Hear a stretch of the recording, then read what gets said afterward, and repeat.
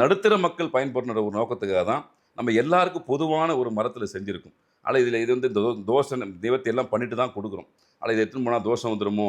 Suppose நிறைய பேர் இன்னொரு கேள்வி கேட்பாங்க. அடுத்த கேள்வி ஒரு விஷயம் கேட்பாங்க. ஐயா எனக்கு இந்த நட்சத்திரம் இந்த நட்சத்திரம் வேத நட்சத்திரமாக வந்துச்சு, ஆப்போஸ் நட்சத்திரமாக வந்துச்சு. ஆ. அதுக்கு என்ன பண்ணுது? தயவு செஞ்சு இந்த விஷயத்தில் அதெல்லாம் பார்க்கவே பார்க்காதீங்க. அது எல்லாத்தையும் மறந்துடுங்க. ஜாதக பலன், கோச்சார பலன், தசாபுக்தி பலன் இது எதையுமே இதுக்குள்ளே வச்சுக்கூடாது.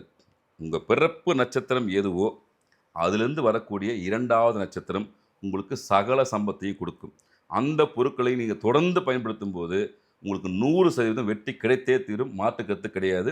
கோச்சார ரீதியாக அன்றைய கிரகநிலை சரியில்லைனாலும் அந்த கிரகநிலையை சரிப்படுத்தக்கூடிய விஷயமா தான் நம்ம முன்னோர்களும் இறைவன் ஒவ்வொரு தெய்வங்களும் பயன்படுத்தியிருக்கு. ம். நம்ம பயன்படுத்தல. ஒவ்வொரு ஒவ்வொரு தெய்வங்களும் தெய்வம். பயன்படுத்தி நம்மளுக்கு குறியீடாக காமிச்சிருக்காங்க.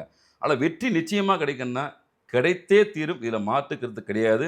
எல்லா விதிமுறைகளையும் பின்பற்றி ஒரு தெய்வ அனுகிரகத்தோடு, குருமாவுடைய அனுகிரகத்தோடு இதை மக்களுக்கு கொடுக்க போகிறோம். தயவு செஞ்சு பயன்படுத்துங்க. அடுத்த கட்ட முயற்சிகளை எல்லா விஷயங்களும் உங்களுக்கு வெற்றிகரமாக அமையத்துக்கு என்னுடைய குருநாதர் சார்பில் உங்களுக்கு நன்றியை தெரிவிச்சுக்கிறேன்.